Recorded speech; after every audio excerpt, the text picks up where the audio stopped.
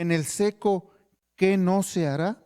Con estas hermosas palabras los invito a que, quedamos en manos de nuestro pastor Arturo Quintero. Pastor, tiene su tiempo. Gracias.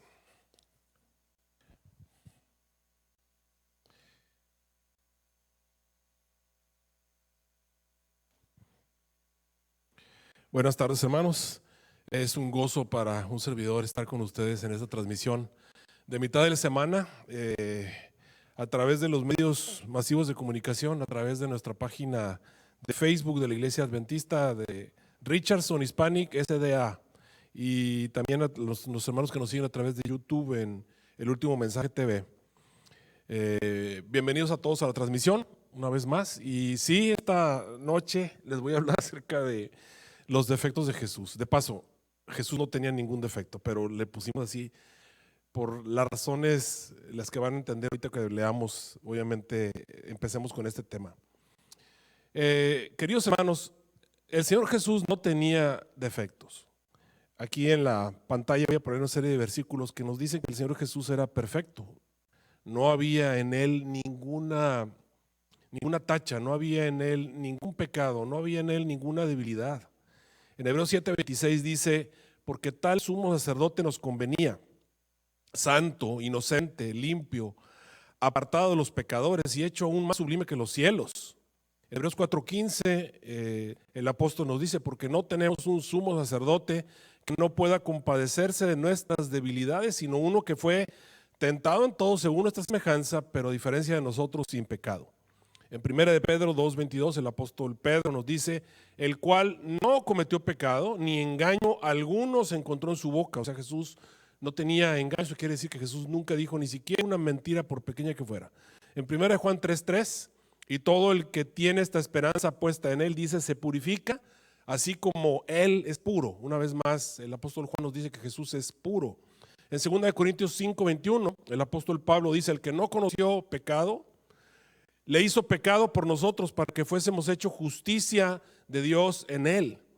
En 1 de Pedro 1:19, el apóstol Pedro vuelve a ratificar: sino que con sangre preciosa como de un cordero sin tacha. Eso quiere decir no hay defecto, sin mancha. La sangre de Cristo, obviamente el Señor Jesús es sin mancha. Sin embargo, vamos a encontrar en la palabra de Dios una gran cantidad de defectos que los príncipes del pueblo de Dios y muchos de los habitantes de Israel de ese tiempo, obviamente personas que no sé si en algún momento se arrepintieron, la Biblia no nos dice mucho al respecto, pero sí nos dice lo que las personas decían de Jesús. Y vamos a ver algunos versículos y después vamos a ver una lista de esos defectos. En Mateo 11:18, el Señor mismo dijo de lo que él mismo había escuchado que decían de él. Dice: porque vino Juan, que ni comía ni bebía, y dicen, demonio tiene. Hablando acerca de Juan, obviamente. Vino el Hijo del Hombre, que come y bebe, y dicen, he aquí un hombre glotón, bebedor de vino, amigo de publicanos y pecadores. Pero la sabiduría, dice, es justificada por sus hijos. En Mateo 12:23 se registran otras de las cosas que se decían de Jesús o las críticas que él recibía. Dice: y todas las gentes estaban atónitas y decían, ¿será este aquel hijo de David? Mas los fariseos, oyéndolo, decían, este no echa fuera los demonios, sino por Belzebub, en eso quiere decir por Satanás, príncipe de los demonios.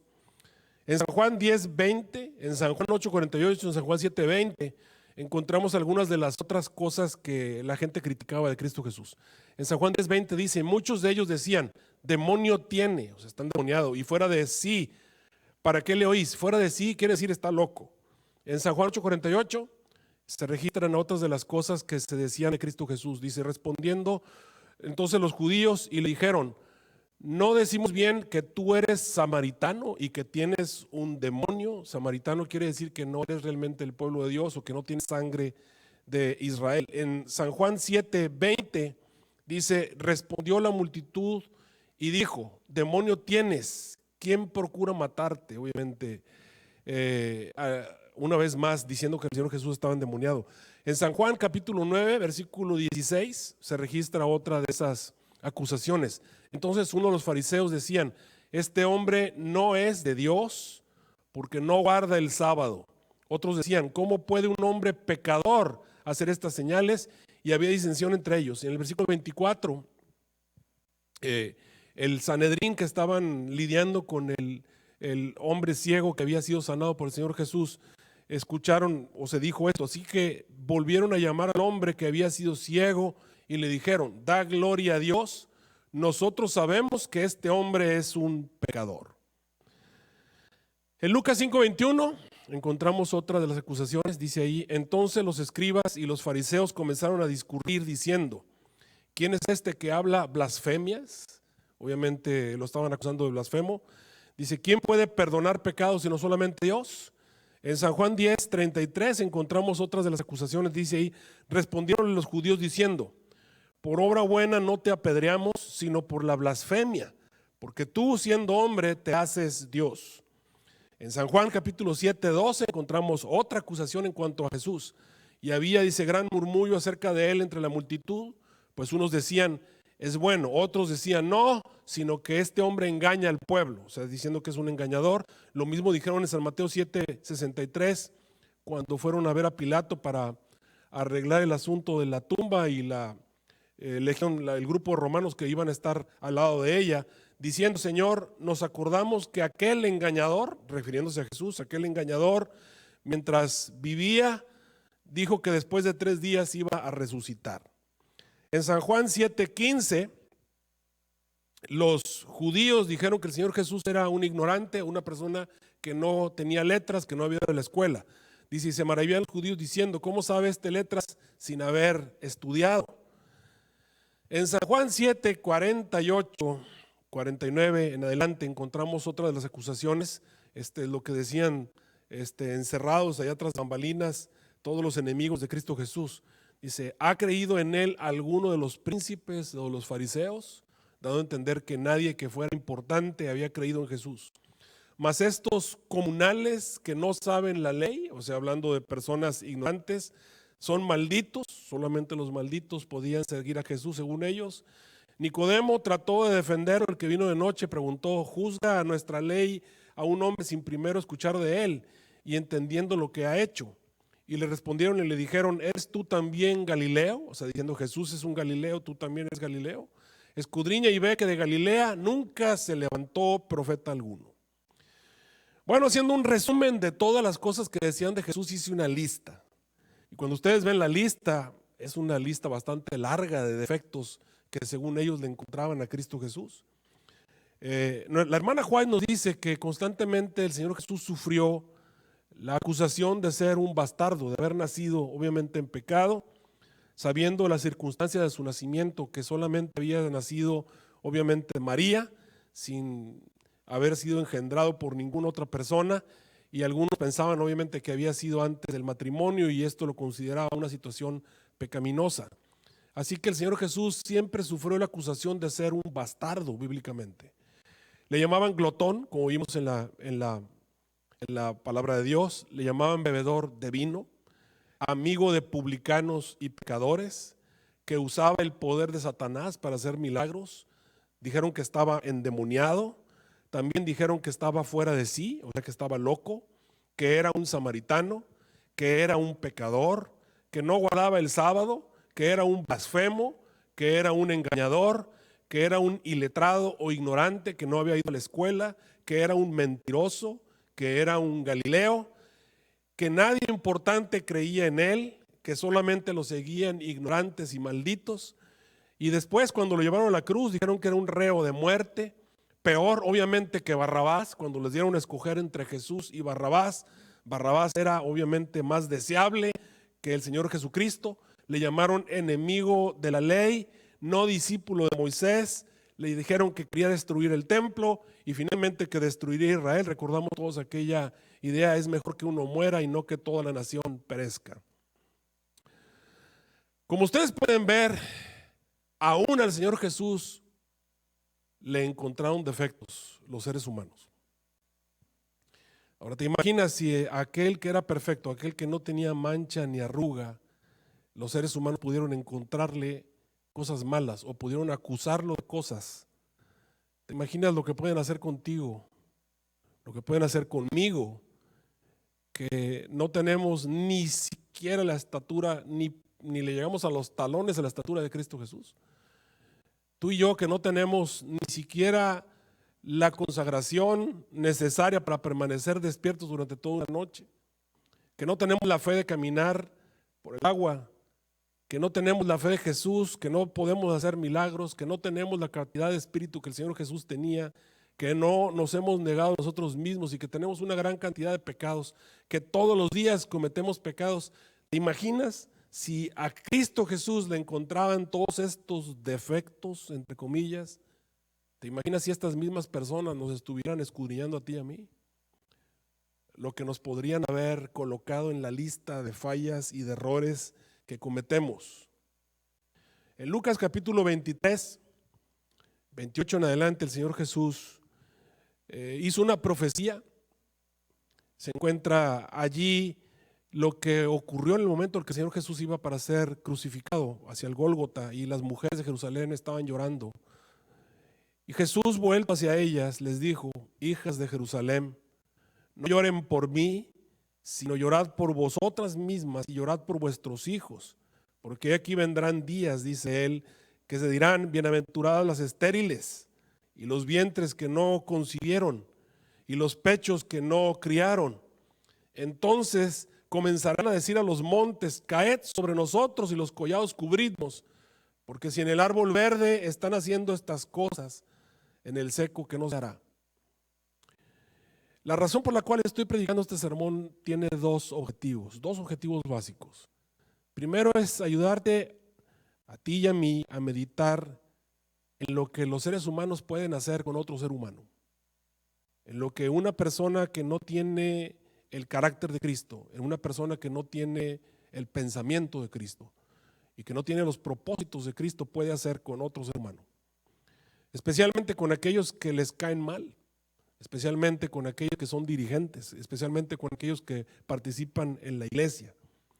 ¿Cuántas veces como pastor me he encontrado a líderes desanimados porque los miembros de la iglesia los han convertido en objeto de crítica? Cuando los miembros de la iglesia los están atacando y les encuentran toda clase de faltas. Y esto obviamente causa un terrible desánimo sobre todos aquellos que están tratando de llevar la carga delante de la iglesia. Y de pronto por allí, sin quererlo, escuchan esas críticas y se desaniman. Bueno, queridos hermanos, yo quiero que por un momento pienses que el Señor Jesús también fue criticado. Y encontraron en el Señor Jesús defectos. Y si en el Señor Jesús encuentran defectos, ¿qué no van a encontrar en ti y en mí? El Señor Jesús no ha llamado a justos, sino a pecadores al arrepentimiento. Y Él ha colocado a personas llenas de defectos y llenas de errores y llenas de tachas y llenas de problemas a dirigir una obra tan santa como esta. Créeme lo que yo como pastor me he encontrado con miembros que me han hecho listas de defectos, listas de cosas por las que yo no debo ser pastor, por las que yo no debo predicar, y créeme que encuentran un montón de defectos. Cuando estoy predicando, algunos me acusan de que cuento chistes o de que no estoy hablando correcto, de que tergiverso la escritura y un montón de acusaciones que se pueden encontrar allí. La realidad es que si tú te pones a buscarle defectos a alguien más, le vas a encontrar. Los seres humanos pudieron encontrar defectos en aquel que no lo tenía. ¿Te imaginas lo que pueden hacer con nosotros que realmente sí tenemos defectos? Que realmente sí somos árboles secos, que sí realmente estamos llenos de toda herida y de toda llaga y de toda podredumbre. En realidad a nosotros nos pueden encontrar un montón de problemas, un montón de defectos. Mira lo que el Señor Jesús dijo en su carta 2 del 28 de agosto de 1878. En toda época, desde que Cristo estuvo entre los hombres, ha habido quienes, aunque han profesado creer en su nombre, han manifestado una actitud exclusivista o una preeminencia farisaica. Siempre ha habido hombres así y siempre va a haber hombres así en la iglesia. No están en la iglesia porque Dios quiere que estén en la iglesia, están en la iglesia porque el diablo quiere que estén allí. Estos fariseos que estaban allí eran desde su punto de vista muy puros, muy santos. Siempre ha habido personas así en la iglesia. Y dice la hermana White, pero jamás han sido una bendición para sus semejantes, jamás. no han encontrado excusa en la vida de Cristo para su fanatismo y su justicia propia. Pero su carácter, dice, porque su carácter era abierto y era benéfico. Y luego dice algo bien curioso, dice, hubiera sido excluido. Excluido quiere decir, lo hubieran expulsado. Habría sido excluido de toda orden monástica de la tierra. O sea, Jesús no podría formar parte de muchos de los monasterios cristianos del día de hoy. El mismo fundador de la fe que tú y yo tenemos habría sido expulsado de esos monasterios cristianos, entre comillas, hoy. ¿Por qué? Dice, el mismo Cristo hubiera sido excluido de toda orden monástica de la tierra porque habría traspasado sus reglamentos. Obviamente se habría convertido de una u otra manera en un transgresor de las leyes que ellos habían establecido. En toda iglesia y en cada organización religiosa se pueden encontrar, mira lo que dice la hermana White, lunáticos quiere decir locos, que lo habrían acusado por su generosidad y misericordia.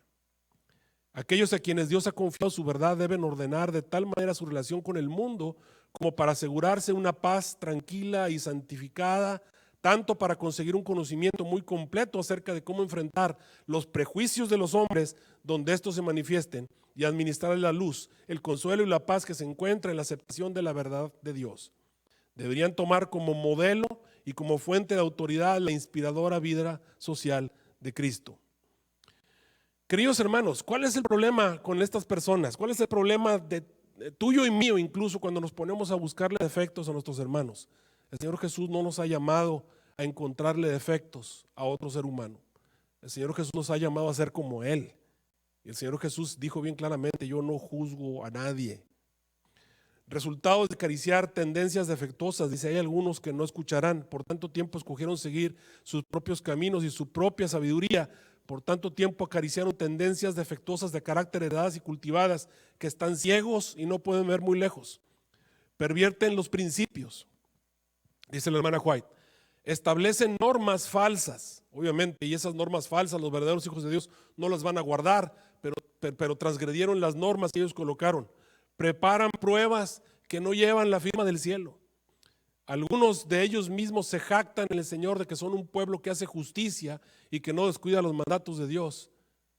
Pero como el Señor Jesús les dijo a los fariseos, son sepulcros blanqueados. Por fuera pueden aparentar ser vivos, pero por dentro están muertos y llenos de gusanos.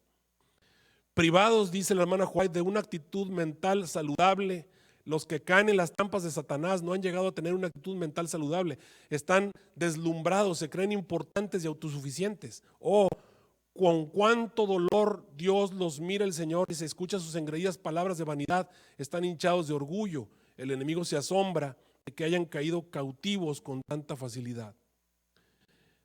Cuando tú y yo estamos mirando a otras personas, estamos perdiendo el objetivo. Se nos ha olvidado que al único que debemos emular y al único que realmente debemos imitar y contemplar es la belleza de Cristo Jesús.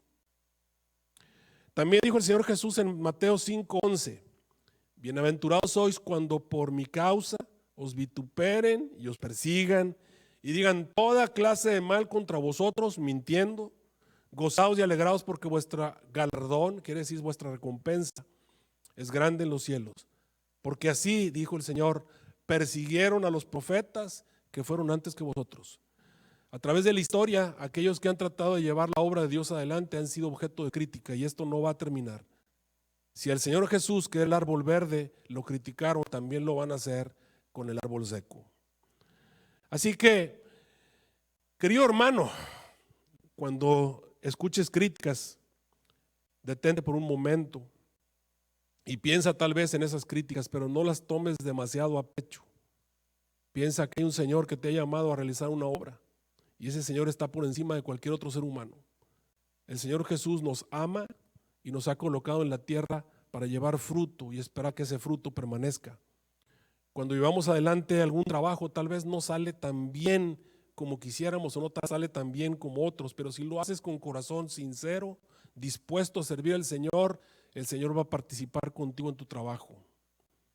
Así que el primer objetivo por el cual hice esta lista de defectos de Jesús es ayudar y darle paz mental a todos aquellos a los cuales les han hecho una lista de defectos, a todos aquellos dirigentes y miembros de la iglesia que en algún momento han sentido el juicio de sus hermanos y el juicio tal vez de otros que no son tan hermanos, que están en la iglesia no porque Dios quiere, sino porque el diablo quiere que estén allí. Hay trigo y hay cizaña. Han recibido el juicio de esas personas. Tal vez por un momento tú puedes pensar de ti mismo y decir, bueno, si esto hicieron en el árbol verde, que no van a hacer en el seco, conmigo también lo harán. Y recuerda la promesa del Señor Jesús: bienaventurado cuando por mi causa, porque trabajaste en la iglesia, porque predicaste en la iglesia, porque hiciste una labor por el Señor Jesús, recibiste críticas, te criticaron, te vituperaron y te persiguieron y dijeron toda clase de mal contra ti. Gózate y alégrate, porque tu recompensa, dijo el Señor Jesús, es grande, grande en los cielos. Dice, porque así han perseguido a los profetas. Desde que vinieron al mundo han sido perseguidos todos los siervos del Señor.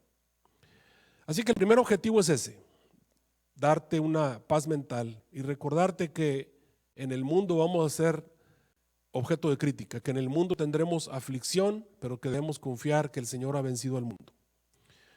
La segunda razón por la cual estoy trayendo esta lista de defectos de Cristo Jesús es recordar lo que el mismo Señor Jesús dijo acerca del futuro. El Señor Jesús, al hablar con las mujeres de Jerusalén, levantó su mirada hacia el futuro, a la gran crisis que está delante de nosotros. Y habló acerca de una persecución, y habló acerca de una crítica. Va a llegar el momento en que la iglesia adventista va a ser objeto de crítica. Y si a Cristo Jesús le encontraron defectos, ¿te imaginas los defectos que le pueden encontrar a la iglesia? Si tú por un momento entras a internet y pones ahí la palabra Elena G. de White, te vas a encontrar miles de páginas de personas diciendo toda clase de maldad en contra de la hermana White. Ni siquiera está viva para defenderse. Pero le critican todo le van a criticar, le encuentran defectos de todo, le llaman plagiadora, le llaman falsa y de todo lo demás. Cuando tú buscas lo que dicen las demás iglesias acerca de la iglesia adventista del séptimo día, vas a encontrar toda clase de acusaciones. Nos acusan de satanistas, nos acusan de todo. Si esas acusaciones existen ahora, imagínate cuando la opinión popular esté contra nosotros. Va a ser un tremendo alud, una tempestad terrible, un tremendo tsunami de críticas que se va a venir contra la iglesia cuando vengan los eventos finales. Si tú y yo no tenemos nuestra mirada puesta en Cristo Jesús, nos vamos a desanimar.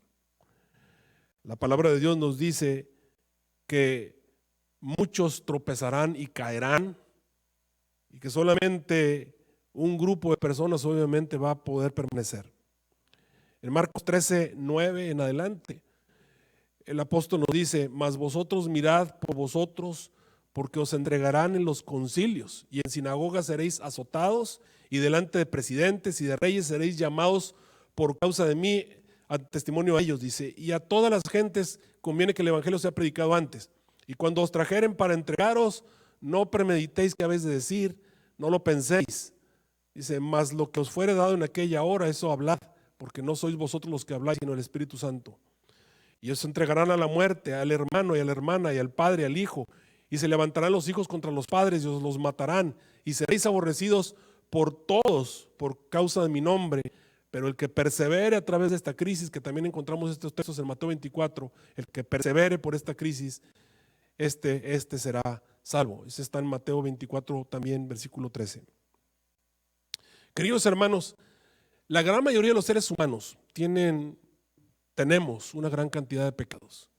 Y si pudiésemos reducirlos al 4, que representa la totalidad, todos tenemos el pecado del orgullo, todos tenemos el pecado del amor al mundo.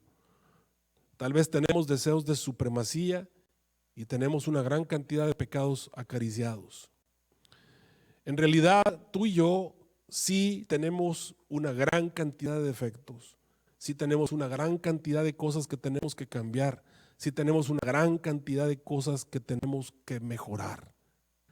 Pero créeme que en este mundo no hay nadie más grande. A veces yo les digo, queridos hermanos, que nosotros somos como las ratas de una cloaca. Todos somos ratas. Todos somos las ratas de la cloaca. Y tal vez si tú vives dentro de la cloaca y eres una de las ratas ahí, te vas a dar cuenta que hay una competencia entre las ratas para para ver cuál es la rata mejor, y tal vez una rata que es más grande que las demás se siente más grande que las demás. Pero cuando viene una persona y abre la cloaca, todo lo que ve son ratas y no hay diferencia entre una y otra. En realidad, los seres humanos no tenemos diferencia entre uno y otro. No hay diferencia entre el pastor y el miembro de iglesia. No hay diferencia entre el maestro y la persona que apenas está entrando a la iglesia. Si por un momento tú piensas que el borracho que está tirado ahí en la acera en su alcoholismo y piensas por un momento que tú eres mejor que él, piénsalo dos veces. Cuando te encuentras a esa persona vagabunda o a ese pecador en la calle, o cuando escuchas hablar de una persona que es drogadicta, o cuando piensas en las rameras y en los publicanos, recuerda lo que el Señor Jesús dijo alguna vez a los fariseos, que las rameras y los publicanos les iban delante al reino de Dios. ¿Y cuál es la gran diferencia? La gran diferencia es que las rameras y los publicanos por lo menos se habían dado cuenta que eran pecadores y se sentían pecadores, pero qué triste es cuando llega el momento en el que tú te sientes que eres mejor, cuando tú te sientes que eres más justo que los demás. Y ahí es entonces cuando empiezas tal vez a ponerles etiquetas a los demás, y es el momento en que empiezas a medir a los demás y tal vez comienzas a hacer una lista mental de defectos de aquellos que en realidad son como tú o mejores que tú. Dice Elena G. de White que nadie engañe a su propia alma en este asunto. Si albergáis orgullo, estima propia, un amor a la supremacía, vanagloria, ambición, impía, murmuración, descontento, amargura, maledicencia, mentira, engaño, calumnia, no tenéis a Cristo morando en vuestro corazón. Y la evidencia muestra que tenéis la mente y el carácter de Satanás, no de Cristo Jesús, quien era manso y humilde de corazón. Debéis tener un carácter cristiano que permanezca firme. Podéis tener buenas intenciones, buenos impulsos, podéis hablar la verdad en forma comprensible, pero no sois idóneos para el reino de los cielos. Hay en vuestro carácter material vil que destruye el valor del oro. No habéis alcanzado la norma, la impresión de lo divino no está en vosotros. El horno de fuego os consumirá porque sois oro indigno y falsificado.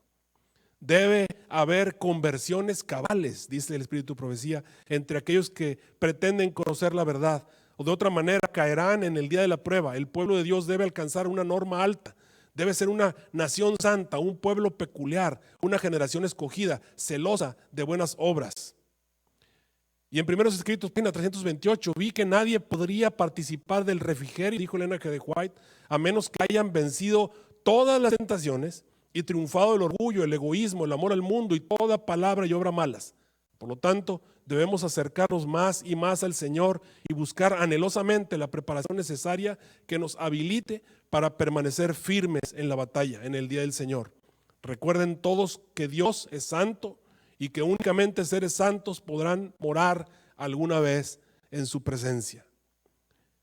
¿Cuál es el primer paso para ser como Cristo Jesús? El primer paso es el nuevo nacimiento. El nuevo nacimiento se obtiene cuando tú reconoces que eres un pecador y caes a los pies de Cristo Jesús y le pides que te ayude, que te cambie, que te transforme, que te haga como Él. Y para ser como Cristo Jesús, debes de dejar de poner tu mirada en los demás y ponerla solamente en Cristo Jesús. Olvídate de medir a los demás. En San Juan 8:15 Jesús dijo: vosotros según la carne juzgáis, pero yo no juzgo a nadie. El Señor Jesús no vino a este mundo a juzgar, sino a hacer que los seres humanos fueran salvos por medio de Él. El Señor Jesús vino a defender a los pecadores. El Señor Jesús vino a entregar su vida por los pecadores, para llevarnos de pecadores y transgresores a no pecadores y no transgresores. El Señor Jesús le dijo a esa mujer encontrada en pecado: vete, no te condeno, pero ya no peques más. Querido hermano, si tú y yo queremos ser como Cristo Jesús, si tú y yo queremos tener el carácter santo y puro, las características que leímos primero, alguien que no tiene defectos, tenemos obviamente que tener también la mente que Jesús tenía, vivir y actuar como Él lo hacía, vivir y actuar con otros como Él lo hacía. ¿Sabes tú quién es el acusador de los hermanos? El acusador de los hermanos es Satanás. El Señor Jesús, ¿qué hace con nuestros defectos? Los limpia, los cambia, los transforma, y nuestros errores va y los avienta a lo profundo del mar y los olvida. ¿Qué tenemos que hacer nosotros que tenemos una gran cantidad de defectos? Si nos van a hacer una lista, nos vamos a desanimar. Lo que tenemos que hacer es poner nuestra mirada en Cristo Jesús, que nos ofrece ser transformados, que por medio de su poder nos puede llevar de ser llenos de errores a ser sin tacha y sin mancha ni arruga. Cuando el Señor Jesús venga, va a encontrar una iglesia que va a ser pura, sin mancha ni arruga. Todo lo puedo en Cristo que me fortalece. Es un texto que todo el mundo conocemos. El Señor Jesús, queridos hermanos, no tenía defectos. No tenía. No había en él ningún defecto. Sin embargo, los seres humanos pecadores y mortales encontraron alguna cosa que criticar a Jesús. Si esto hicieron en el árbol verde, también lo van a hacer contigo. Y el Señor Jesús predijo hacia el tiempo del fin que iba a llegar un momento en que la iglesia iba a ser objeto de crítica, que la iglesia iba a ser objeto de persecución. Queridos hermanos, si en Cristo Jesús encontraron todas esas razones para matarlo, cuando venga el momento también van a encontrar una gran cantidad de razones para matar y destruir la iglesia. ¿Se le pueden encontrar defectos a la iglesia? Claro que sí. ¿Se pueden encontrar defectos a los líderes? Claro que sí. Pero ese nunca fue el espíritu de Cristo. Nunca fue el espíritu de Cristo, ese es el espíritu de Satanás. Cualquier persona que manifieste esa forma de ser, tú puedes saber realmente quién es su padre y quién es el originador de todos sus pensamientos. Queridos hermanos, sí, hay una lista en la palabra de Dios de defectos, como lo acabamos de leer. Hay una lista en la palabra de Dios de defectos que los pecadores encontraron en Cristo Jesús. Pero tú y yo sabemos que ninguno de esas acusaciones es real. Así que, ¿qué podemos aprender de esa lista? Las dos cosas que he mencionado y he repetido a lo largo de este sermón. Lo van a hacer contigo y no por eso tienes que desanimarte. Y lo van a hacer con la iglesia cuando se acerque el tiempo del fin. Y no por eso vamos a abandonarla. Que el Señor nos ayude a estar cimentados en la fe, en su santa palabra y en sus promesas. Vamos a orar. Nuestro Dios y nuestro Padre Celestial, reconocemos, nos damos cuenta que estamos en un mundo donde pecadores, indignos y vulgares nos atrevemos a hablar contra otras personas, a hablar contra otros. Vivimos en un mundo lleno de tentaciones y dificultades, lleno de problemas, lleno de barreras. Y por eso, Señor, venimos delante de tu presencia para suplicar tu poder, para pedirte primeramente perdón, porque tal vez nosotros hemos participado de lo mismo, tal vez nosotros hemos sido críticos, tal vez nosotros también estamos muy llenos de orgullo, de deseos de supremacía, de amor al mundo, de pecados acariciados. Necesitamos tu fuerza, necesitamos tu poder, porque queremos ser santos como tú eras. Ayúdanos a ser como tú, a retener, a refrenar nuestra lengua de criticar a los demás y a no colocar nuestra mirada en otros mortales, sino solamente en ti, para avanzar hacia la perfección, a la semejanza con nuestro Señor Jesucristo. Señor, obra un milagro en nosotros, cámbianos, transfórmanos, bendice a todos aquellos que nos están acompañando a través de los medios de comunicación. Los pongo en tus manos en el nombre de Cristo Jesús. Amén.